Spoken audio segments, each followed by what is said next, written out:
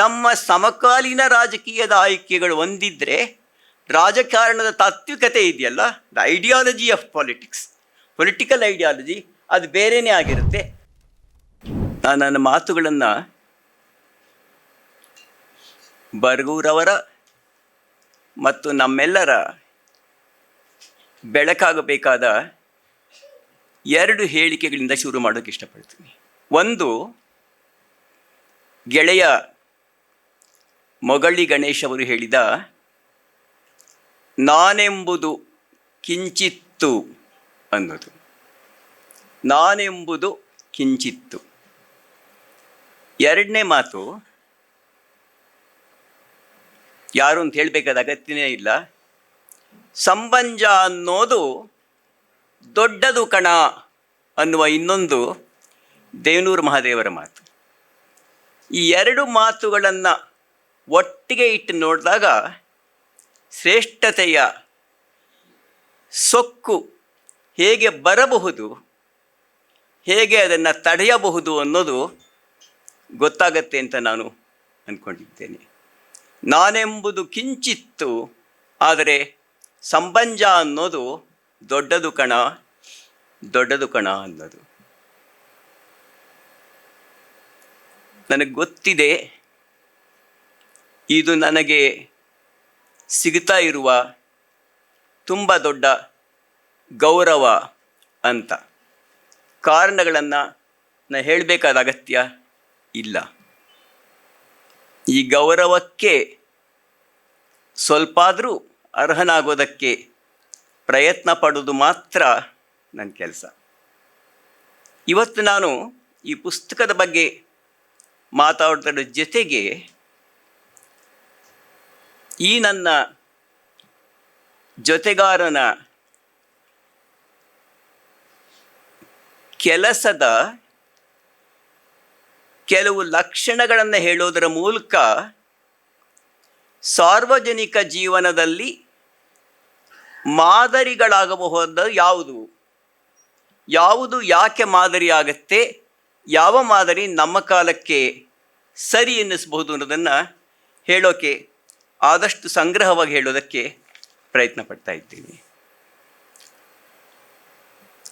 ರಾಜಕೀಯದಲ್ಲಿ ನೇರವಾಗಿ ಭಾಗವಹಿಸದೆ, ಯಾವುದೇ ರಾಜಕೀಯ ಪಕ್ಷದ ಜೊತೆಯಲ್ಲಿ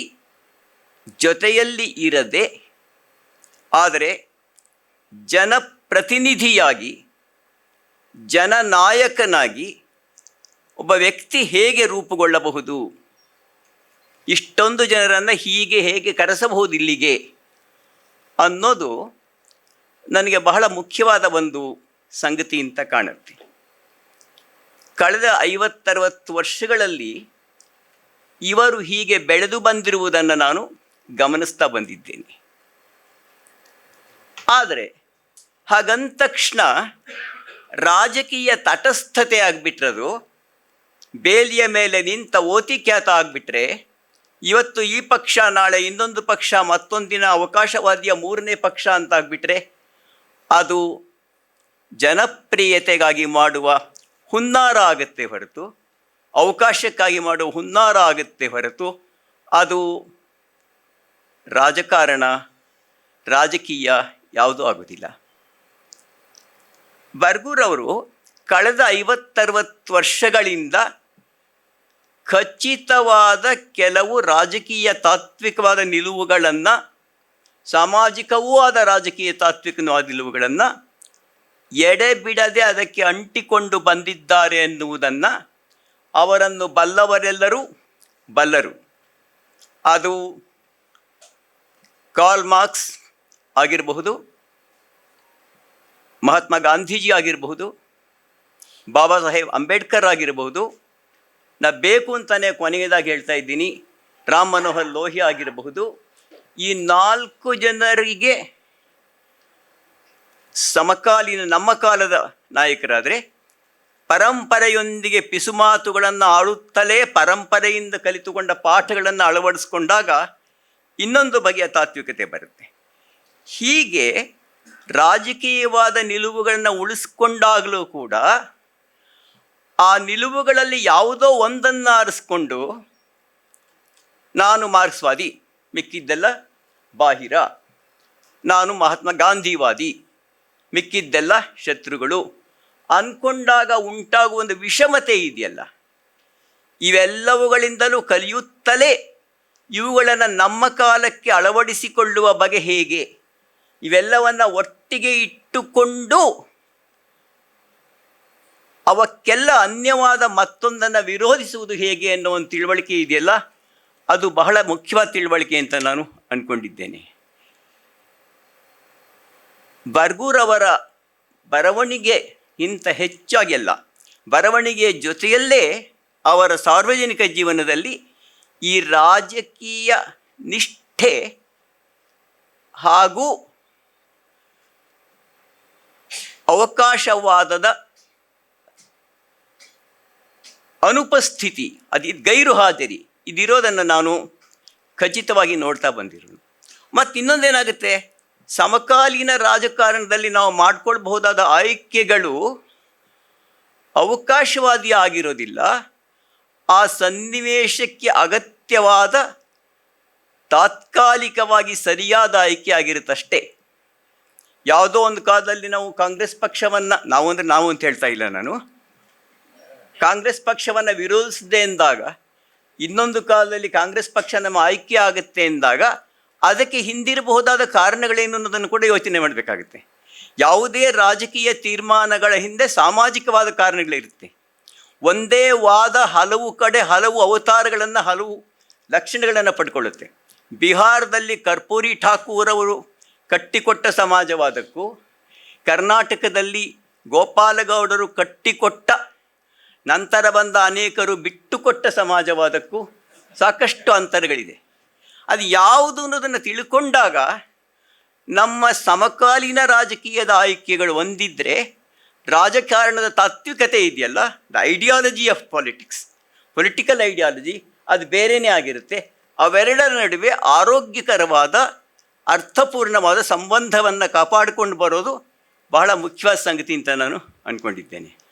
ಅದು ಇಲ್ಲಿ ನಾನು ಈ ಪ್ರಯತ್ನವನ್ನು, ಈ ದಿಕ್ಕಿನಲ್ಲಿರುವ ನಡಿಗೆಯನ್ನು ಬರ್ಗೂರವರಲ್ಲಿ ಗಮನಿಸ್ತಾ ಬಂದಿರೋದು. ಮೂರನೇದಾಗಿ, ನಮ್ಮಲ್ಲಿ ಅನೇಕರು ಸಾಹಿತ್ಯದಲ್ಲಿ ಆಸಕ್ತಿಯನ್ನು ತಳೆದು ಅಲ್ಲಿಯೇ ಮುಳುಗಿ ಹೋಗುವಾಗ ಸಾಹಿತ್ಯದ ಹಿನ್ನೆಲೆಯಿಂದ ಬಂದರೂ ಅದನ್ನು ಮೀರುವ ಬಗೆಗಳು ಹೇಗೆ, ಬದುಕಿನಲ್ಲಿ, ಹೋರಾಟದಲ್ಲಿ ಮತ್ತು ಬರವಣಿಗೆಯಲ್ಲಿ ಮೂರರಲ್ಲೂ ಅದನ್ನು ಮೀರೋ ಬಗೆ ಹೇಗೆ ಅನ್ನೋ ಪ್ರಶ್ನೆ ಕೇಳಿಕೊಂಡಾಗ, ಆ ಮೀರುವ ಬಗೆಯ ಮೂಲಕ ಒಬ್ಬ ವ್ಯಕ್ತಿ ತನ್ನ ಅಭಿಪ್ರಾಯಗಳನ್ನು ಇಟ್ಕೊಳ್ಳದೇನೆ ಪಬ್ಲಿಕ್ ಒಪಿನಿಯನ್ ಒಂದಿದೆಯಲ್ಲ, ಸಾರ್ವಜನಿಕವಾದ ಒಂದು ಅಭಿಪ್ರಾಯ ಇದೆಯಲ್ಲ, ಅದನ್ನು ಫಾರ್ಮ್ಯುಲೇಟ್ ಮಾಡೋದು ಹೇಗೆ. ಒಬ್ಬ ಲೀಡರ್ ಆಗೋದಕ್ಕೆ ಪ್ರಯತ್ನ ಪಡೋನು, he should always try to mould the public opinion. ಆ ಪಬ್ಲಿಕ್ ಒಪಿನಿಯನ್ ಅನ್ನೋದು ಯಾವುದು, ಯಾರ್ದು ಅಲ್ಲ. ನಾವು ಪಬ್ಲಿಕ್ ಒಪಿನಿಯನ್ ಅನ್ನೋದನ್ನು ಕ್ರಿಯೇಟ್ ಮಾಡಬೇಕಾದ್ರೆ, ಆರೋಗ್ಯಕರವಾದ ಒಂದು ಪಬ್ಲಿಕ್ ಒಪಿನಿಯನ್ ಕ್ರಿಯೇಟ್ ಮಾಡಬೇಕಾದ್ರೆ ಯಾವ ರೀತಿಯ ಪ್ರಯತ್ನಗಳನ್ನು ಬಳಸ್ಕೋಬೇಕಾಗುತ್ತೆ. ಮಾಧ್ಯಮವೂ ಸೇರಿದಂತೆ, ಸಂಘಟನೆಯೂ ಸೇರಿದಂತೆ, ಚಳುವಳಿಯೂ ಸೇರಿದಂತೆ, ಸಂಘಾತವೂ ಸೇರಿದಂತೆ, ಇವೆಲ್ಲದರ ಮೂಲಕ ಇದನ್ನು ಕಟ್ಟುವ ಬಗೆ ಹೇಗೆ, ಇವೆಲ್ಲಕ್ಕೂ ಹಿಂದೆ ಇರುವಂತಹ ಹೃದಯವಂತಿಕೆ ಯಾವುದು. ಈ ಮಾದರಿ ಬಾಯಲ್ಲಿ ಹೇಳೋದು ಸುಲಭ, ಆದರೆ ಅನುಸರಣೆಗೆ ತರೋದಿದೆಯಲ್ಲ, ಅನುಕರಿಸೋದಲ್ಲ, ಅನುಸರಿಸೋದಿದೆಯಲ್ಲ, ಮತ್ತು ಬೇರೆಯವರಲ್ಲಿ ಅದನ್ನು ಹುಟ್ಟಿಸೋದಿದೆಯಲ್ಲ, ಅದು ಬಹಳ ಗಂಭೀರವಾದ ಪ್ರಯತ್ನ, ಮತ್ತದು ಕಷ್ಟಪಟ್ಟು ಮಾಡಬೇಕಾದ ಪ್ರಯತ್ನ, ಕಷ್ಟಪಟ್ಟು ಮತ್ತೆ ಮಾಡಬೇಕಾದ ಪ್ರಯತ್ನ. ಅದು ನಾ ಹೇಳಬೇಕು ಅಂದ್ಕೊಂಡ ಮೂರನೇ ಅಂಶ. ಮತ್ತು ಇವತ್ತಿನ ಸನ್ನಿವೇಶದಲ್ಲಿ ನಾವು ಮತ್ತೆ ನೋಡ್ತಾ ಇರೋದು, ವರ್ಣ, ವರ್ಗ, ಲಿಂಗ, ಭಾಷೆ, ಹಿನ್ನೆಲೆ, ಈ 5 ಮುಖ್ಯವಾದಾಗ ನಾವು ಯಾವುದೋ ಒಂದರ ಪರವಾಗಿದ್ದರೆ ಅದರ ಬಗ್ಗೆನೇ ವಾದ ಮಾಡ್ತಾ ಹೋದರೆ ಮಿಕ್ಕದ್ರ ಬಗ್ಗೆ ನೀನು ಇಷ್ಟ ಬಂದಾಗಿರೋದಕ್ಕೆ ಒಂದು ವಿನಾಯಿತಿ ಸಿಕ್ಕತ್ತೆ ಅಂದ್ಕೊಳ್ಳೋ ಒಂದು ವಾತಾವರಣ ಇದೆ ಇಲ್ಲಿ. ನಾನು ಸ್ತ್ರೀವಾದಿಯಾದರೆ ವರ್ಗ, ವರ್ಣ ಇತ್ಯಾದಿ ವಿಚಾರಗಳ ಬಗ್ಗೆ ಹೆಚ್ಚಾಗಿ ಏನು ಮಾತಾಡಬೇಕಾದ ಅಗತ್ಯ ಇಲ್ಲ. ಇದು ನನ್ನ ದಾರಿ, ನನ್ನದೊಂದೇ ದಾರಿ ಅಂದ್ಕೊಂಡಾಗ ವರ್ಣದ ಬಗ್ಗೆ ಮಾತಾಡಬೇಕಾದ್ರೂ ಹಾಗೆ ಆಗುತ್ತೆ. ವರ್ಣವನ್ನು ನೆನಪಿಟ್ಕೊಂಡು ವರ್ಗವನ್ನು ಮರೆಯುವುದು ಒಂದು ಬಗೆಯ ಅಪಾಯ, ವರ್ಗವನ್ನೇ ನೆನಪಿಟ್ಕೊಂಡು ವರ್ಣವನ್ನು ಮರೆತು ಜಾತಿ ವ್ಯವಸ್ಥೆಯನ್ನು ಮರೆಯೋದು ಇನ್ನೊಂದು ಬಗೆಯ ಅಪಾಯ. ಇವೆಲ್ಲವನ್ನು ಒಟ್ಟಿಗೆ ಇಟ್ಕೊಳ್ಳೋದು ಹೇಗೆ? ಭಾಷಾಭಿಮಾನ ಭಾಷಾಂಧತೆಯಾಗೋದು ಹೇಗೆ? ಅದು ಮೀರೋದು ಹೇಗೆ ಅನ್ನೋ ಪ್ರಶ್ನೆಯನ್ನು ಬರ್ಗೂರವ್ರು ತುಂಬ ಎಚ್ಚರದಿಂದ ನೋಡ್ತಾ ಬಂದಿರ್ತಾರೆ. ಅವ್ರು ಕನ್ನಡ ಸಂಘ ಕಟ್ಟಿದ ಬಗ್ಗೆ ಮಾತಾಡಬೇಕಾದ್ರೆ ಮುಸ್ಲಿಮರು ಕಟ್ಟಿದ ಕನ್ನಡ ಸಂಘದ ಬಗ್ಗೆ ಅವರು ಮಾತಾಡದೇ ಇರೋದೇ ಇಲ್ಲ, ಕ್ರಿಶ್ಚಿಯನ್ನರು ಕಟ್ಟಿದ ಕನ್ನಡ ಸಂಘದ ಬಗ್ಗೆ ಅವರು ಮಾತಾಡದೇ ಇರೋದೇ ಇಲ್ಲ. ಮತ್ತೆ ಗಮನಿಸಿದ್ದೀನಿ, ಅಲ್ಲಿ ಕೆಲಸ ಮಾಡೋರು ಕೂಡ ಕೇಳಿ ಇವ್ರ ಹೆಸರನ್ನ ಮತ್ತೆ ಹೇಳ್ತಾ ಇರ್ತಾರೆ. ಯಾಕೆ ಹಾಗೆ ಹೇಳ್ತಾರೆ ಎಂದಾಗ, ನಾನು ಈ ಎಲ್ಲ ಸಾಮಾಜಿಕವಾದ ವಿಷಮತೆಗೆ ಕಾರಣವಾಗುವ ಹಲವು ಸಂಗತಿಗಳನ್ನು ಒಟ್ಟಂದದಲ್ಲಿ ನೋಡಿದಾಗ ಕಟ್ಟುವುದು ಯಾವ ರೀತಿ, ಯಾವುದೋ ಒಂದು ಕಂಡುಕೊಂಡಾಗ ಕಟ್ಟೋದು ಯಾವ ರೀತಿ, ಈ ಒಂದು ಪರಸ್ಪರ ಅಂತರ ಇದೆಯಲ್ಲ, ಈ ಅಂತರವನ್ನು ನೋಡ್ಕೊಳ್ಳೋದು ಹೇಗೆ ಅನ್ನೋದು ಮತ್ತೊಂದು ಮುಖ್ಯವಾದ ವಿಷಯ ಅಂತ ನಾನು ಅಂದ್ಕೊಂಡಿದ್ದೆ. ಹಾಗೆ ಮಾಡಬೇಕಾದ್ರೂ ಕೂಡ ಸಾಮಾಜಿಕವಾದ ವಾಸ್ತವ ಯಾವುದು, ಇವುಗಳ ಬಗ್ಗೆ ಮಾತಾಡಬೇಕಾದ್ರೆ ಉತ್ತರ ಪ್ರದೇಶದ ವಾಸ್ತವ ಬೇರೆ, ಬಿಹಾರದ ವಾಸ್ತವ ಬೇರೆ, ಆಂಧ್ರ ಪ್ರದೇಶದ ವಾಸ್ತವ ಬೇರೆ, ಕರ್ನಾಟಕದ ವಾಸ್ತವ ಬೇರೆ. ಈ ಕರ್ನಾಟಕದ ವಾಸ್ತವವನ್ನು ಕಂಡುಕೊಂಡಾಗ ಮೂಡುವ ವಾಸ್ತವದ ತಿಳುವಳಿಕೆ ಇದೆಯಲ್ಲ, ಕರ್ನಾಟಕದ ಸಮಾಜದಲ್ಲಿ ವರ್ಗಶತ್ರು ಯಾರು, ವರ್ಣಶತ್ರು ಯಾರು, ಲಿಂಗಶತ್ರು ಯಾರು ಅನ್ನೋ ಪ್ರಶ್ನೆಗಳನ್ನು ಕೇಳ್ಕೊಂಡಾಗ ಸಿಗ್ತಕ್ಕಂಥ ಉತ್ತರಗಳು ಬಹಳ ಸೂಕ್ಷ್ಮವಾಗಿರುತ್ತೆ. ಭಾರತಕ್ಕೆಲ್ಲ ಜಗತ್ತಿಗೆಲ್ಲ ಸಮಾನವಾದ ಇದೆ ನಿಜ, ಆದರೆ ಅದು ಪ್ರದೇಶವಾದ ಏನಾಗುತ್ತೆ, ಸ್ಥಳೀಯವಾದಾಗ ಏನಾಗುತ್ತೆ ಅನ್ನೋ ಪ್ರಶ್ನೆ ಇದೆಯಲ್ಲ, ಅದನ್ನು ಬರ್ಗೂರವರ ಆಲೋಚನೆಗಳು ಮತ್ತೆ ಕೇಳ್ಕೊಳ್ತಾ ಬಂದಿದೆ ಅಂತ ನಾನು ಅಂದ್ಕೊಂಡಿದ್ದೇನೆ. ಅದಕ್ಕೆ ಅವರ ನಡೆಗಳಲ್ಲಿ ಸಾಕ್ಷಿ ಸಿಗ್ತಾ ಹೋಗುತ್ತೆ. ಇನ್ನೊಂದು, ಯಾವಾಗಲೂ ಕೂಡ ವಿರೋಧ ಪಕ್ಷದಲ್ಲಿರುವುದು ಬಹಳ ಸುಲಭ, ಟೀಕಾಚಾರ್ಯರಾಗುವುದಕ್ಕಿಂತ ಸುಲಭವಾದ ಕೆಲಸ ಜಗತ್ತಲ್ಲಿ ಯಾವುದೂ ಇಲ್ಲ. ಕಷ್ಟ ಬರೋದು ಯಾವಾಗ ಅಂದರೆ, ಈ ಟೀಕಾಚಾರ್ಯನಾದವನು ನೀನು ಏನು ಕಟ್ತೀಯಪ್ಪ, ಕಟ್ಟು, ರಚನಾತ್ಮಕವಾಗಿ ಏನು ಮಾಡ್ತೀಯ, ಆಡಳಿತಾತ್ಮಕವಾಗಿ ಏನು ಮಾಡ್ತೀಯ, ಅಯ್ಯೋ ನಮ್ಗೆ ಅದೆಲ್ಲ ಬೇಡಪ್ಪ. ಅಧಿಕಾರ ಅನ್ನೋದೇ ಒಂದು ಕಸ ಮೈಲಿಗೆ, ಇದು ಕೈ ಮುಟ್ಟಿದ್ರೆ ಕೊಳೆ ಆಗಿಬಿಡುತ್ತೆ, ಬೇಡ ಅಂತ ದೂರ ಇರೋದು ಒಂದು ಬಗೆ. ನಮ್ಮ ಹಲವು ಬುದ್ಧಿಜೀವಿಗಳು ಈ ಥರದ ಆಯ್ಕೆಗಳನ್ನು ಮಾಡ್ಕೊಂಡಿದ್ದಾರೆ. ಅವ್ರ ಬಗ್ಗೆ ನನಗೆ ಯಾವುದೇ ರೀತಿಯ ತಿರಸ್ಕಾರದಿಂದ ನಾನು ಮಾತು ಹೇಳ್ತಾ ಇಲ್ಲ, ಆಯ್ಕೆಗಳ ಬಗ್ಗೆ ನಾನು ಈ ಮಾತನ್ನ ಹೇಳ್ತೀನಿ. ನನಗೆ ಯಾವ ಅಧಿಕಾರಸ್ಥನೂ ಬೇಡ, ನಾನು ಯಾವುದ್ರ ಮೆಂಬರು ಆಗಲ್ಲ, ಅಧ್ಯಕ್ಷನೂ ಆಗಲ್ಲ, ಇಂಥದ್ದು ಆಗಲ್ಲ. ನಾನು ಬೈಕೊಂಡು ಕೂತಿರ್ತೀನಿ, ಆರಾಮಾಗಿ ಟೀಕೆ ಮಾಡ್ಕೊಂಡು ಕೂತಿರ್ತೀನಿ, ಬಾರ್ಕೊಂಡು ಕೂತಿರ್ತೀನಿ. ಮಾಡ್ಬೋದು, ಹೀಗೆ ತಪ್ಪೇನಿಲ್ಲ.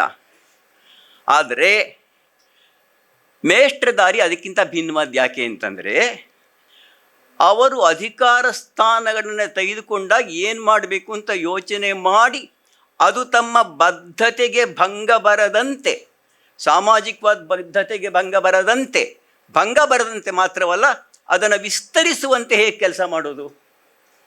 ಹೀಗೆ ಕೆಲಸ ಮಾಡಬೇಕಾದ್ರೆ ನೀನು ಅಡ್ಡಿ ಮಾಡ್ತೀಯಾ, ಟೀಕೆ ಮಾಡ್ತೀಯಾ, ಮಾಡ್ಕೊ. ನಂಗೆ ಬೇಕಾದವ್ರನ್ನ ಕರೆಸ್ತೀನಿ, ನಾನು ಬೇಕಾದವ್ರ ಕೆಲ ಮಾಡಿಸ್ತೀನಿ, ನನಗೆ ನಂಬಿಕೆ ಇರೋ ಕೆಲಸ ಅಂತ ಅನ್ನೋದಿದೆಯಲ್ಲ, ಇದು ನನಗೆ ಬಹಳ ಮುಖ್ಯ ಅನಿಸುತ್ತೆ. ಮಹಾಶ್ವೇತಾ ದೇವಿ ಅಂತ ಒಬ್ಬ ದೊಡ್ಡ ಲೇಖಕಿಯನ್ನು ಕರೆಸೋದಕ್ಕೆ ಸಾಧ್ಯವಾಗಿದ್ದು, MTV ಅಂತವ್ರನ್ನ ಸಾಹಿತ್ಯ ಅಕಾಡೆಮಿ ಕಾರ್ಯಕ್ರಮಕ್ಕೆ ಕರೆಸೋದಕ್ಕೆ ಸಾಧ್ಯವಾಗಿದ್ದು, ನಾನು 40 ವರ್ಷ 50 ವರ್ಷ ಹಿಂದಾಗಿರ್ಬೋದು. ಇವುಗಳನ್ನ ಮರಿಬಾರ್ದು ಅಂತ. ದಕ್ಕಲರ ಸಂಸ್ಕೃತಿಯ ಬಗ್ಗೆನೋ, ಸಿಂಧಮಾದಿಗರ ಸಂಸ್ಕೃತಿಯ ಬಗ್ಗೆನೋ ಒಂದು 60 ಪೇಜಿನ ಪುಸ್ತಕನೇ ಆಗಿರುವಲ್ದಕ್ಕೆ ಅದು ಬಂದರೆ ಅದು ಒಂದು ಮುಂದಿನ ಹೆಜ್ಜೆ, ಅದು ಒಂದು ಮುಂದೆ ಇಟ್ಟ ಹೆಜ್ಜೆ. ಅದನ್ನು ನಮ್ಮ ಇವತ್ತಿನ ಈ ಬಂಡವಾಳಶಾಹಿ ಸಮಾಜ ಅದನ್ನು ನೋಡುತ್ತಾ ಬಿಡುತ್ತಾ ಅನ್ನೋದು ಮುಂದಿನ ವಿಷಯ. ನೋಡಬೇಕು, ನೋಡದಿದ್ರೆ ಏನು ಮಾಡೋಕ್ಕಾಗುತ್ತೆ, ಯಾವುದನ್ನೂ ನೋಡಲ್ಲ. ಆದರೆ ಮಾಡಬೇಕು ಅನ್ನೋ ಈ ಹಂಬಲ ಇದೆಯಲ್ಲ, ನಾನು ಆಡಳಿತ ಪಕ್ಷ ಅಲ್ಲ, ಆಡಳಿತ ಸ್ಥಾನದಲ್ಲಿದ್ದು ಕೆಲಸ ಮಾಡಬೇಕಾದ್ರೆ ಏನು ಮಾಡಬೇಕು, ಅದು ಜನಪರವಾಗಿರಬೇಕು. ಹಾಗನ್ಕೊಂಡು ಭಿನ್ನವಾಗಿರಬೇಕು. ವಿರೋಧ ಬರದೇ ಇರಲ್ಲ. ಒಳ್ಳೆ ಕೆಲಸ ಮಾಡೋಕ್ಕೆ ಅಂತ ಹೋದವ್ರಿಗೆ, ತನಗೆ ಸರಿ ಅನಿಸಿದ್ದನ್ನು ಮಾಡಿದವ್ರಿಗೆ ಮಿತ್ರತ್ವ, ಹೀಗೆಲ್ಲ ಎಂಥ ಮಿತ್ರತ್ವ ಬರುತ್ತೋ ಹಾಗೆ ಶತ್ರುತ್ವನೂ ಬಂದೇ ಬರುತ್ತೆ, ಇಲ್ಲ ಅಂತಿಲ್ಲ. ಆದರೆ ಶತ್ರುತ್ವಕ್ಕೆ ಲೆಕ್ಕಿಸದೆ ಮಿತ್ರತ್ವವನ್ನು ಒಳಗೊಳ್ಳುತ್ತಲೇ ಒಳ್ಳೆ ಕೆಲಸ ಮಾಡೋದು ಹೇಗೆ? ಕನ್ನಡ ಪ್ರಾಧಿಕಾರದ ಅಧ್ಯಕ್ಷರಾದಾಗ ಮೆಡಿಕಲ್ ಅಥವಾ ಎಂಜಿನಿಯರಿಂಗ್ ಓದ್ತಕ್ಕಂಥ ವಿದ್ಯಾರ್ಥಿಗಳ ಒಂದು ಚಿಕ್ಕ ರಿಸರ್ವೇಷನ್ ಆಗೋಲ್ದಕ್ಕೆ ಕನ್ನಡ ಮಾಧ್ಯಮದಲ್ಲಿ ಓದೋರಿಗೆ ಒಂದೆರಡು ಸೀಟ್ ರಿಸರ್ವ್ ಮಾಡಬೇಕು. 1% ಇರಲಿ, ಅರ್ಧ ಪರ್ಸೆಂಟೇ ಇರಲಿ, 2% ಇರಲಿ, ಪೂರ್ತಿ 10 ವರ್ಷ ಕನ್ನಡ ಮಾಧ್ಯಮದಲ್ಲಿ ಓದಿದವ್ರಿಗೆ ಕೆಲವು ಸ್ಥಾನಗಳನ್ನು ಮೀಸಲಾಗಿಡಿ. ತಪ್ಪೇನಿಲ್ಲ ಅಲ್ವಾ? ಅದು ತಪ್ಪೇನಿಲ್ಲ ಅಲ್ವಾ? ನಮ್ಮ ಭಾಷೆಯಲ್ಲಿ ಕಲಿಯೋದೊಂದು ಮಾಡದಿ ಅನ್ನೋದನ್ನು ಕಲಿತಾಗ ಅದು ನನ್ನ ಪ್ರಕಾರ ವಿನಾಶಾತ್ಮಕವಾದ ಟೀಕೆಗಳನ್ನು ಮಾಡಿ ದೂರ ಇರುವುದಕ್ಕಿಂತ ರಚನಾತ್ಮಕವಾದ ಕೆಲಸಗಳನ್ನು ನನ್ನ ನಂಬಿಕೆಗೆ ಭಂಗ ಬರದಂತೆ ಮಾಡ್ತಕ್ಕಂಥದ್ದು ಇದೆಯಲ್ಲ, ಅದು ಸರಿ. ತಪ್ಪಾಗಲ್ವಾ? ರಾಘವಾಂಕ ಭಾಳ ಹಿಂದೆ ಹೇಳಿದಾಗೆ, ನಡೆವರೆಡಹದೆ ಕುಳಿತರೆಡಹುವರೆ. ಯಾರು ನಡೀತಾರೆ ಅವ್ರು ಎಡುತ್ತಾರೆ ಮತ್ತು ಮುಂದಕ್ಕೆ ಹೋಗ್ತಾರೆ. ಯಾರು ಕೂತಿದ್ದಾರೆ ಅವ್ರು ಕೂತೇ ಇರ್ತಾರೆ, ನಡೆಯೋದು ಇಲ್ಲ, ಮುಂದಕ್ಕೆ ಹೋಗೋದಿಲ್ಲ, ಎಡಬೋದೂ ಇಲ್ಲ. ಪಾಪ ಕಾಲು ಭದ್ರವಾಗಿರುತ್ತೆ, ಬೆಳ್ಳು ಹೊಳಿತಾ ಇರುತ್ತೆ ಅಷ್ಟೇ. ಆದರೆ ಎಡವಿದ ಕಾಲು, ರಕ್ತ ಬರೆಸಿಕೊಂಡ ಕಾಲು ಮುಂದೆ ಕೂಡ ಹೋಗ್ತಾ ಇರುತ್ತೆ ಅಂತ ಅನ್ನೋದು. ಇದು ನನಗೆ ಗಮನಿಸಿದ ಇನ್ನೊಂದು. ವಿರೋಧ ಪಕ್ಷದಲ್ಲೇ ಇದ್ಕೊಂಡು ಟೀಕೆ ಮಾಡ್ತೆ, ಎಲ್ಲರನ್ನೂ ಒಳಗೊಳ್ಳಲು ಬಯಸುತ್ತಾ ಹೊರಗೆ ಇರ್ತೀವಪ್ಪ ಅನ್ನೋದು ಇರಲಿ ಬಿಡಿ, ಪರವಾಗಿಲ್ಲ. ಅದು ಒಳಗೆ ಬರೋನು ಯಾಕೆ ಒಳಗೆ ಬಾಗಿಲುಗಳು ತೆಗಿಯೋದಿದೆಯಲ್ಲ, ಅದು ಬಹಳ ಕಷ್ಟ. ಅದು ನಾನೆಂಬುದು ಕಿಂಚಿತ್ತು ಅನ್ನೋದಕ್ಕೆ ಬೇಕಾದ ಸಂಕೋಚದ ಜೊತೆಯಲ್ಲಿ ಸಂಬಂಧ ಎನ್ನುವುದು ದೊಡ್ಡದು ಎನ್ನುವ ಹೃದಯವಂತಿಕೆ ಇದ್ದಾಗ ಮಾತ್ರ ಸಾಧ್ಯ ಆಗ್ತಕ್ಕಂಥದ್ದು. ಈ ರೀತಿಯ ಒಳಗೊಳ್ಳುವ ಒಂದು ಪ್ರೀತಿಯ ಸೆಲೆ ಇದ್ದಾಗ ಮಾತ್ರ ನೀವೆಲ್ಲ ಹೇಗೆ ಬರೋದಕ್ಕೆ ಸಾಧ್ಯ? ಮೇಷ್ಟ್ರೇನೋ ನೀವು ಉಪಕಾರ ಮಾಡ್ಯಾರೆ, ಕೆಲಸ ಮಾಡಿಕೊಟ್ಯಾರೆ ಅಂತ ಇರೋರೆಲ್ಲ ಬಂದಿಲ್ಲ ಅಂತ ನಾನು ಬಲ್ಲೆ. ಅದು ಭಿನ್ನಾಭಿಪ್ರಾಯ ಇರೋರು ಬಂದಿರ್ತಾರೆ. ಯಾಕೆ ಅನ್ನೋ ಪ್ರಶ್ನೆ ಇದೆಯಲ್ಲ, ಅದು ಬಹಳ ಮುಖ್ಯವಾದ್ದು ಅಂತ ಕಾಣುತ್ತೆ. ಇನ್ನೊಂದು 2-3 ಅಂಶ ಸಾಧ್ಯವಾದಷ್ಟು ಸಂಗ್ರಹವಾಗಿ ಹೇಳೋಕ್ಕೆ ನಾನು ಪ್ರಯತ್ನ ಪಡ್ತಾ ಇದ್ದೀನಿ. ಚೆನ್ನಿಯವರು ಒಂದು ಮಾತನ್ನ ಭಾಳ ಚೆನ್ನಾಗಿ ಹೇಳಿದರು, ಮಾತಿನ ಮಾಲಿನ್ಯ ಅನ್ನೋದು. ನುಡಿ ಮಾಲಿನ್ಯ, ಮಾತು ಅಂತಲೇ ಬಳಸ್ತಾ ಇದ್ದೀನಿ. ಯಾಕೆಂದರೆ ಇವತ್ತು ನುಡಿ, ಬರವಣಿಗೆ ಎಲ್ಲ ಕೂಡ ಒಂದೇ ಬಣ್ಣದ ಹೂವಾಗಿಬಿಟ್ಟು ಈ ಮಾಲಿನ್ಯ ಅನ್ನೋದನ್ನ ಕಾಮನ್ ಆದ ಸಂಗತಿ ಆಗೋಗಿದೆ. ಅದು ಸಾರ್ವಜನಿಕ ಸಂವಾದ ಇದೆಯಲ್ಲ, ಪಬ್ಲಿಕ್ ಡಿಬೇಟ್ ಅನ್ನೋದು ಇದೆಯಲ್ಲ,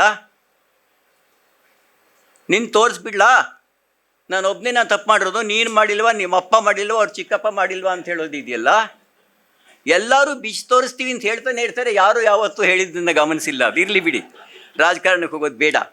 ಆದರೆ ಸಾರ್ವಜನಿಕ ಸಂವಾದಕ್ಕೆ ಬೇಕಾದಂತಹ ದಿಟ್ಟವಾದರೂ ಒರಟಲ್ಲದ, ಬೇಕು ಅಂತ ನಾನು ಬರ್ಕೊಂಬಂದಿದ್ದನ್ನೇ ಹೇಳ್ತಾ ಇದ್ದೀನಿ, ದಿಟ್ಟವಾದರೂ ಒರಟಲ್ಲದ, ನೇರವಾದರೂ ಆಕ್ರಮಣಶೀಲವಲ್ಲದ, ದ್ವೇಷವನ್ನು ಬದಿಗಿಟ್ಟು ಪ್ರೀತಿಯನ್ನು ಮುಂದೆ ಮಾಡುವ ಸಂಯಮಶೀಲವಾದ ಒಂದು ನಡವಳಿಕೆ ಮತ್ತು ಬರವಣಿಗೆ ಅಂತ ಅನ್ನೋದು.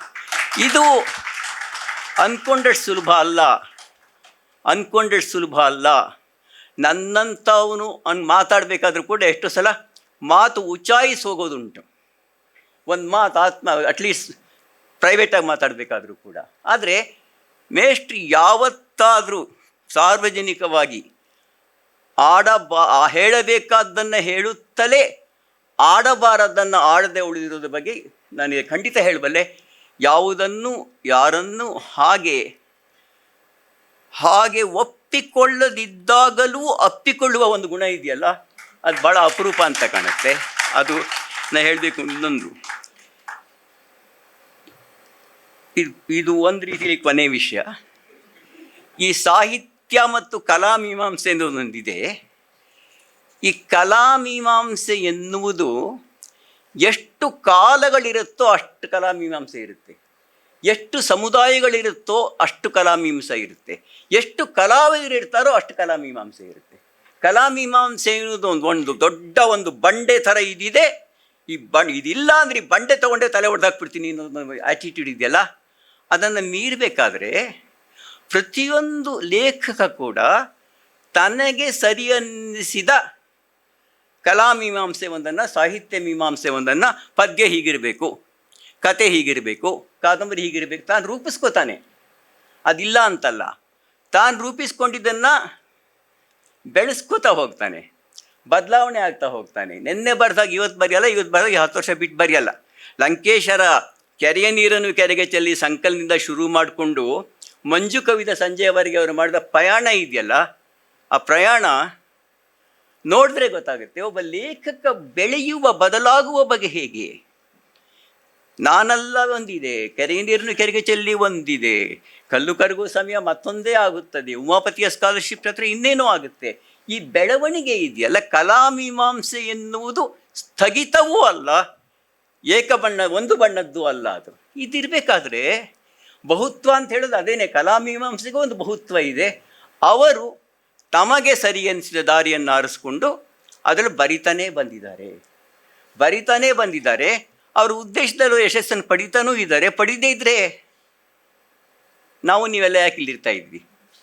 ಅದು ಕಲಾಮೀಮಾಂಸೆಯ ಮಾತಲ್ಲ, ಜೀವನ ಮೀಮಾಂಸೆಯ ಮಾತು ಕೂಡ ಆಗುತ್ತೆ.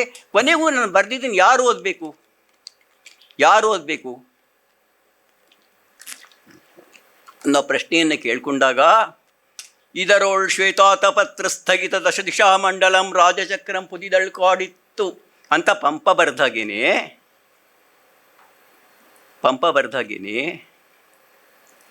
ಇನ್ನು ದೇಹವೇ ದೇಗುಲ ಅಂತ ಬಸವಣ್ಣವ್ರು ಬರೆದ್ರಲ್ಲ, ಅದಕ್ಕೂ ಇದು ಯಾಕೆ ಬೇರೆ ಆಯಿತು ಅಂದರೆ ಯಾರನ್ನು ಮುಟ್ಟಬೇಕು ಅನ್ನೋ ಗುರಿನೇ ಬೇರೆ ಆಯಿತು.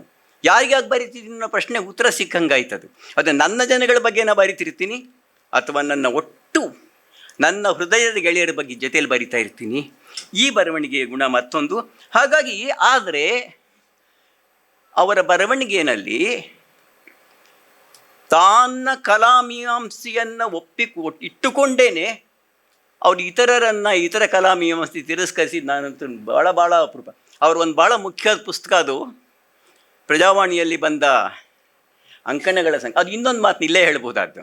ನಮಗೆಲ್ಲ ಕೆಲವರಿಗೆಲ್ಲ ಮಾಧ್ಯಮ ಶತ್ರುತ್ವ ಇದೆ, ಬೇಕು ಅಂತಲೇ ಬರೆಯಲ್ಲ ನಾವು. ಅಯ್ಯೋ ಪ್ರಜಾವಾಣಿಗೆ ಬರೆಯೋದಾ, ಪೇಪರ್ಗಳಿಗೆಲ್ಲ ಬರೆಯೋದಾ, ಛೀ ನಾವು ಸಾಹಿತ್ಯಕ ಪತ್ರಿಕೆ ಇದ್ರೆ ಬರಿತೀವಿ, ಅದು ಸಾಹಿತ್ಯಕ ಪತ್ರಿಕೆ ಇಲ್ದಂಗೆ ಆಗ್ಬಿಟ್ಟು ಏನು ಬರೆಯೋದೇ ಇಲ್ಲ ಅಂತ ಅಂದ್ಕೊಳ್ಳೋ ಒಂದು ಕಾಲ ಇದ್ದೀರ. ಅಂಥದ್ರಲ್ಲಿ ನಾನು ಪ್ರಜಾವಾಣಿಯಲ್ಲೇ ಬರೀತೀನಪ್ಪ, ಓದ್ತಾರೆ ಓದಲಿ ಅಂತ ಬರೆದ್ರಲ್ಲ. ಅಲ್ಲೇನಾಯಿತು, ಪರಂಪರೆಯೊಂದಿಗೆ ಪಿಸುಮಾತು ಅಂತ ಇದೆ ಅವರ ಪುಸ್ತಕದ ಹೆಸರು, ಅಂತ ಕಾಲಂ ಹೆಸರು. ಪರಂಪರೆಯೊಂದಿಗೆ ಪಿಸುಮಾತು, ಪರಂಪರೆಯೊಂದಿಗೆ ಸಂವಾದ ವಾಗ್ವಾದ ಇತ್ಯಾದಿ ಏನಲ್ಲ, ಅದು ಪಿಸುಮಾತದು. ಅದು ಪಂಪನೂ ಬರ್ತಾನೆ, ಮಂಟೇಸ್ವಾಮಿನೂ ಬರಬೇಕು, ಮಲೆಮಹದೇಶ್ವರನೂ ಬರಬೇಕು, ಎಲ್ಲ ಬರಬೇಕು. ಒಂದು ಬಹುತ್ವದ ಪರಂಪರೆ ಬರ್ತಾ ಹೋಗಬೇಕು. ಈ ಪಿಸುಮಾತುಗಳಿದೆಯಲ್ಲ, ಅದನ್ನು ಅವ್ರು ಯಾವತ್ತೂ ಕಳ್ಕೊಂಡಿಲ್ಲ. ಒಬ್ಬ ಲೇಖಕನ ಬಗ್ಗೆ ಬರೀಬೇಕಾದ್ರೆ ಇಲ್ಲಿ ಈ ಪುಸ್ತಕದಲ್ಲೇ ಇದೆ ಉದಾಹರಣೆ, ಎಕ್ಸಾಂಪಲ್ ಕೊಡೋಕೆ ಹೋಗ್ತಾ ಇಲ್ಲ. ನನ್ನ ಜೊತೆಯಲ್ಲಿ ವಾಗ್ವಾದಗಳನ್ನು ಇಟ್ಕೊಂಡವ್ರ ಬಗ್ಗೆ ಬರಿಬೇಕಾದರೂ ಕೂಡ ಅವರು ಒಂದು ಬಗ್ಗೆ ಗೌರವದಿಂದನೇ ಬರೀತಾರೆ. ಅಲ್ಲಿ ಅದ್ರ ಬೇಕಾದರೆ ಚಂಪಾ ಅವ್ರ ಬಗ್ಗೆ ಇರೋ ಲೇಖನ ನೋಡಬಹುದು, ಇನ್ನೂ ಹಲವು ಲೇಖನಗಳು ಆ ಥರ, ಸರ್ಜು ಕಾಟ್ಕರ್ ಬಗ್ಗೆ ಇರೋ ಲೇಖನ ನೋಡಬಹುದು. ಅವ್ರಿಗೆ ಮಿತ್ರರಲ್ಲಿ ಇರುವಂತಹ ತಪ್ಪನ್ನು ಹುಡುಕುವ, ಅದನ್ನು ಹೇಳುವ, ಶತ್ರು ಅಂತ ಅಂದ್ಕೊಂಡು ಇವ್ರನ್ನ ಶತ್ರು ಅಂದ್ಕೊಂಡಿರ್ಬೋದು ಕನಿಷ್ಠ ಪಕ್ಷ, ಅಂದ್ಕೊಂಡವರಲ್ಲಿರುವಂಥದ್ದನ್ನು ಒಳ್ಳೆಯದನ್ನು ಗುರುತಿಸ್ತಕ್ಕಂಥ ಒಂದು ಗುಣ ಇದೆಯಲ್ಲ, ಅದು ಬಹಳ ಮುಖ್ಯ ಅಂತ ಕಾಣುತ್ತೆ. ಇದೆಲ್ಲವನ್ನು ನಾನು ಮೇಷ್ಟ್ರನ್ನ ಮೆಚ್ಚಿಸೋದಕ್ಕೆ ಹೊಗಳೋದಕ್ಕೆ ಹೇಳ್ತಿದ್ದೀನಿ ಅಂತ ಅಂದ್ಕೊಳ್ಳೋದು ಒಂದು ರೀತಿ, ಅದಲ್ಲ. ನಾನು ಇದನ್ನು ಹೇಳೋಕ್ಕೆ ಪ್ರಯತ್ನ ಪಡ್ತಾ ಇರೋದು, ಇದು ಒಂದು ಮಾದರಿ ಆಗಬಹುದಾ ಅಂತನ್ನೋದು. ಈ ಥರದ ಮಾತು ಬರವಣಿಗೆಯ ಮಾದರಿ ಇದೆಯಲ್ಲ, ಸಾರ್ವಜನಿಕವಾದ ಬರವಣಿಗೆಯ ಮಾದರಿ ಇದೆಯಲ್ಲ, ಲಂಕೇಶ್ ಒಂದು ಮಾತು ಹೇಳ್ತಾ ಇದ್ರು, ನಾವು ಯಾವುದೇ ಚಳವಳಿನ ಎಷ್ಟೇ ಸಪೋರ್ಟ್ ಮಾಡಿ ಅವ್ರನ್ನ ಅಧಿಕಾರಕ್ಕೆ ತಂದಿರಬಹುದು, ಅವ್ರ ಅಧಿಕಾರಕ್ಕೆ ಬಂದು ಮಾರದಿಂದ ನಾವು ವಿರೋಧ ಪಕ್ಷದವರಾಗ್ಬಿಡ್ತೀವಿ ಅಂತ ಅಂದ್ಕೊಂಡು, ಪತ್ರಿಕೆ ಯಾವಾಗಲೂ ಹೀಗಿರಬೇಕು ಅಂತ ಅಂದ್ಕೊಂಡು, ರಾಮಕೃಷ್ಣ ಹೆಗಡೆ ಅವರ ಪಕ್ಷವನ್ನು ಆಡಳಿತಕ್ಕೆ ತರೋದಕ್ಕೆ ಎಷ್ಟೋ ಪ್ರಯತ್ನ ಪಟ್ಟ ಮೇಲೆ ರೇವ್ಜಿತು ಹಗರಣದಲ್ಲಿ ಪಾರ್ಟಿಸಿಪೇಟ್ ಮಾಡಿದ್ದು ಅವರೇ. ಅದ್ರ ಬಗ್ಗೆ ಬರ್ಗೋರವ್ರು ಬಂದಿದ್ರು ಅಂತ ಅದನ್ನು ಕೂಡ ಮೇಷ್ಟ್ರು ಬರೀತಾರೆ. ಸೌತ್ ಎಂಡ್ ಸರ್ಕಲಲ್ಲಾದ ಒಂದು ಹಗರಣದ ಬಗ್ಗೆ ಇರಲಿ. ಈ ಥರದ ಒಂದು ಮಾದರಿಯಾಗಿ ಮಾತ್ರ ನಾನು ಇದನ್ನು ನೋಡ್ತಾ ಇದ್ದೀನಿ. ಯಾವುದೇ ಮಾದರಿಗೆ ಶಕ್ತಿ ಇರುತ್ತೆ, ಸಾಧ್ಯತೆ ಇರುತ್ತೆ, ಚಿಕ್ಕ ಪುಟ್ಟ ಮಿತಿಗಳು ಕೂಡ ಇರುತ್ತೆ. ಆ ಮಾದರಿಯ ಶಕ್ತಿ, ಸಾಧ್ಯತೆ, ಮಾದರಿಗಳನ್ನು ಕೊಡೋರು ಕೂಡ ಗಮನಿಸ್ಕೊಂಡೇ ಬೆಳೀತಾ ಇರ್ತಾರೆ, ಬದಲಾಗ್ತಾ ಇರ್ತಾರೆ.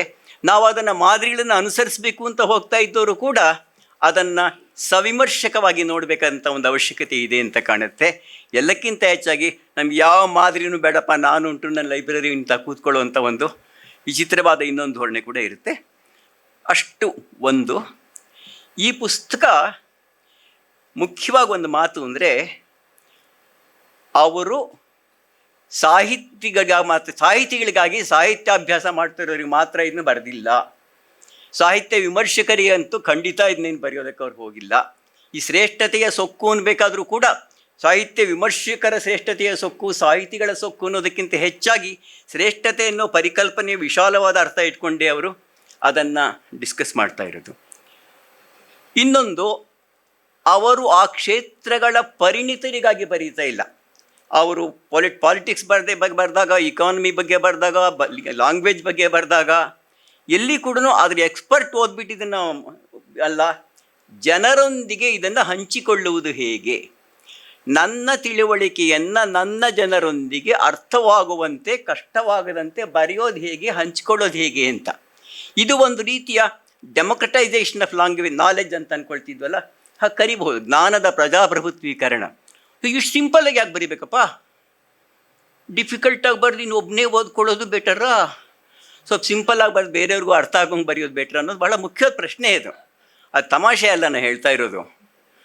ನೀವು ಹೆಂಗೆ ಬರೀತೀರಾ ಸರ್ ಅಂತ ನಾನು ಕೇಳಿದ್ರೆ ತಲೆ ತಗ್ಗಿಸ್ಬೋದು ಅಷ್ಟೇ ನನ್ನ ಕೆಲಸ ಅಲ್ಲ. ಯಾಕೆಂದರೆ ಕೆಲವು ಕ್ಷೇತ್ರಗಳಲ್ಲಿ ನಾನು ಬರೆಯುತ್ತೇನೆ, ಇದರ ಆಚಿನವರು ಇದನ್ನು ಓದಬೇಕಾದಾಗತ್ತೆ, ನನಗಿಲ್ಲ ಅಂತಂದಾಗ ಅದರ ಧೋರಣೆ ಬೇರೆ ಆಗುತ್ತೆ. ಪಿಕಾಸೋ ಪೇಂಟಿಂಗ್ ಮಾಡಬೇಕಾದ್ರೆ ನೀನು ಪೇಂಟಿಂಗ್ ಹೀಗೆ ಯಾಕೆ ಮಾಡ್ತೀಯ ಪಿಕಾಸೋ, ಇದು ಯಾರಿಗೂ ಗೊತ್ತಾಗಲ್ಲಲ್ಲಪ್ಪ ಅಂದ್ಬಿಟ್ರೆ ಪಿಕಾಸೋ ಉತ್ತರ ಕೊಡೋದೇ ಇಲ್ಲ. ಅದೊಂದು ಬೇರೆ. ಆದರೆ ಮೇಷ್ಟ್ರ ಈ ಪುಸ್ತಕಗಳು ತನ್ನ ಅಧ್ಯಯನ, ಆಲೋಚನೆ, ತೀರ್ಮಾನಗಳ ಫಲಿತಗಳನ್ನು ಎಲ್ಲರೊಂದಿಗೆ ಹಂಚ್ಕೊಳ್ಳೋಕೆ ಬರೀತಾರೆ. ಹಾಗನ್ಕೊಂಡು ಎಲ್ಲರೊಂದಿಗೆ ಅಯ್ಯೋ ಇವ್ರಿಗೆ ಏನೂ ಗೊತ್ತಾಗಲ್ಲಪ್ಪ, ಏನು ಬೇಕಾದ್ರೆ ಹೇಳ್ಬೋದು ಅಂತ ಒಂದು ಬೀದಿ ಭಾಷಣ ಮಾಡ್ತಾರಲ್ಲ, ಹಂಗಿರಲ್ಲ ಇದು. ಯಾಕೆಂದ್ರೆ ಪ್ರತಿಯೊಂದರಲ್ಲೂ ಅಂಕಿ ಸಂಖ್ಯೆ ಕೊಡ್ತಾರೆ. ಇಷ್ಟನೇ ವರ್ಷದಲ್ಲಿ ಇಂಥ ಒಂದು ಸಮಿತಿ ವರದಿ ಹೀಗೆ ಹೇಳುತ್ತೆ ಅಂತಾರೆ, ಇಷ್ಟು ಜನ ಹಾಗಿದ್ರು, ಇಷ್ಟು ಪರ್ಸೆಂಟೇಜ್ ಹೀಗೆ, ಕೊನೆಗೆ ಒಂದು ನೋಟ್ ಬೇರೆ ಕೊಡ್ತಾರೆ. ಇದು ನಾನು ಈ ಲೇಖನ ಬರೆದಾಗ ಸಿಕ್ಕ ಮಾಹಿತಿಗಳು, ಈಗ ಬದಲಾವಣೆ ಆಗಿರಬಹುದು. ಈ ಎಚ್ಚರ ಇದೆಯಲ್ಲ, ಮಾತು ಒಡೆದ್ರು ಹೋಯಿತು ಅನ್ನೋ ಒಂದು ಕಲ್ಪನೆ ಇದೆಯಲ್ಲ, ಅದು ಬಹಳ ಮುಖ್ಯವಾದ್ದು. ನಮ್ಮ ಕಾಲದಲ್ಲಂತೂ ಇನ್ನಷ್ಟು ಮುಖ್ಯವಾದ್ದು ಅಂತ ನಾನು ಅಂದ್ಕೊಂಡಿದ್ದೇನೆ. ಆದರೆ ಒಂದು ಮತ್ತೆ ಮನಸ್ಬೇಕಾದ್ದು, ಯಾಕೆ ಕುವೆಂಪು ಅವ್ರಿಗೆ ಮುಖ್ಯ ಆಗ್ತಾರೆ ಅಂತ. ಕುವೆಂಪು ಅಂತ ಲೇಖಕ ಚಳುವಳಿಗಳಲ್ಲಿ ಭಾಗವಹಿಸದೆ ಚಳುವಳಿಗಳ ಸೃಷ್ಟಿಕರ್ತನಾಗಿದ್ದು ಹೇಗೆ? ಒಬ್ಬ ಲೇಖಕ ಚಳುವಳಿಯನ್ನು ಜೊತೆಗಿರ್ಬೋದು, ಆದರೆ ಅದನ್ನು ಮೀರಬಹುದು ಅನ್ನೋದಿದೆಯಲ್ಲ, ಅದನ್ನು ಕಟ್ಟಬಹುದು ಅನ್ನೋದಿದೆಯಲ್ಲ. ಅವರೊಂದು ಕಡೆ ಹೇಳ್ತಾರೆ, ನನ್ನ ಮಾರ್ಗಂ ನನಗೆ, ನಿಮ್ಮ ಮಾರ್ಗಂ ನಿನಗೆ. ನನ್ನ ಮಾರ್ಗದ ಮೂಲಕನೂ ನಾನು ಅದನ್ನೇ ಮಾಡ್ತಾಯಿದ್ದೀನಿ, ನೀವೇನು ಮಾಡ್ತಿದ್ದೀರೋ ಅದನ್ನೇ ನಾನು ಮಾಡ್ತಿದ್ದೀನಿ ಅಂತಾರಲ್ಲ. ಅಂತಹ ಕುವೆಂಪು, ಅಂತಹ ಪಂಪನ ಬಗ್ಗೆ ಮೊನ್ನೆ ಇನ್ನೂ ಒಂದು ಲೇಖನ ಬರೆದ್ರು ಮೇಷ್ಟ್ರು. ಪಂಪ ಮತ್ತು ಕುವೆಂಪು ಮೇಷ್ಟ್ರಿಗೆ ಯಾಕೆ ಇಷ್ಟ ಆಗ್ತಾರೆ ಅನ್ನೋ ಪ್ರಶ್ನೆ ಕೇಳಿಕೊಂಡಾಗ ಒಂದು ಗುಟ್ಟು ಗೊತ್ತಾಗುತ್ತೆ ಅಂತ ನಾನು ಅಂದ್ಕೊಂಡಿದ್ದೇನೆ. ಅದು ಅವ್ರ ಸ್ವಭಾವದ ಗುಟ್ಟು ಕೂಡ ಹೌದು. ಈ ಪುಸ್ತಕ ಇನ್ನೊಂದು ಮಾತು ಇಲ್ಲಿ ಹೇಳಬೇಕಾದ್ದು ಅಂದರೆ, ಈ ಲೇಖನಗಳ ಹರಹಿದೆಯಲ್ಲ, ನಿಜ ಕುವೆಂಪು, ನಿರಂಜನ, ಮಯೂರ್ ಸಂದರ್ಶನ ನಿಜಾನೇ. ಜೊತೆಗೇನೆ ಪಕೋಡ ಮಾರುವ ನಂಜಮ್ಮಜ್ಜಿ ಬಗ್ಗೆನೂ ಕೂಡ ಲೇಖನ ಇದೆ ಅಲ್ಲಿ. ನಟ ಆಗಬೇಕು ಅಂತ ಹಂಬಲ ಪಟ್ಟಿದ್ದ ಅವ್ರ ಊರಿನ ವ್ಯಕ್ತಿ ಬಗ್ಗೆ ಕೂಡ ಲೇಖನ ಇದೆ. ಇದು ಕಳೆದ ಕಾಲವನ್ನು ಮರೆಯದೆ ಇಂದಿನ ಕಾಲದಲ್ಲಿ ಬದುಕ್ತಕ್ಕಂಥ ಒಂದು ವಿಧಾನ ಇದೆಯಲ್ಲ, ಇದು ಬಹಳ ಮುಖ್ಯವಾದ್ದು ಅಂತ ನಾನು ಅಂದ್ಕೊಂಡಿದ್ದೇನೆ.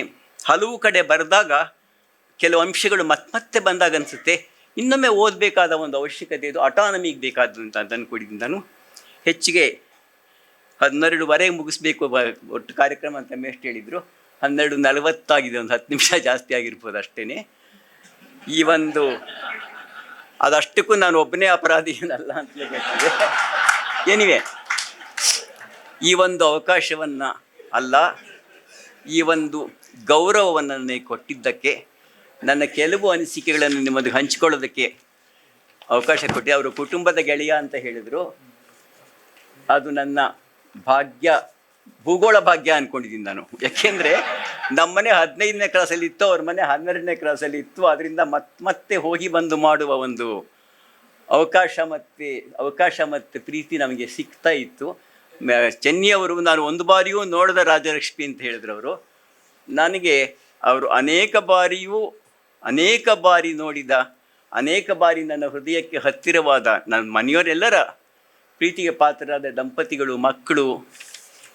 ಅದು ಎಲ್ಲ ನಿಜವಾದರೂ ಕೂಡ ಇಲ್ಲಿ ನಾನು ಮಾತಾಡಬೇಕಾದ್ರೆ ಆ ಗೆಳೆತನದ ಸೆಳೆತವನ್ನು ಮೀರಿ ಯಾವುದನ್ನು ಹೇಳಬೇಕು ಅಂತ ನನಗೆ ಪ್ರಾಮಾಣಿಕವಾಗಿ ಅನಿಸಿದೆ ಅದನ್ನು ಹೇಳೋಕ್ಕೆ ಪ್ರಯತ್ನ ಪಟ್ಟಿದ್ದೀನಿ.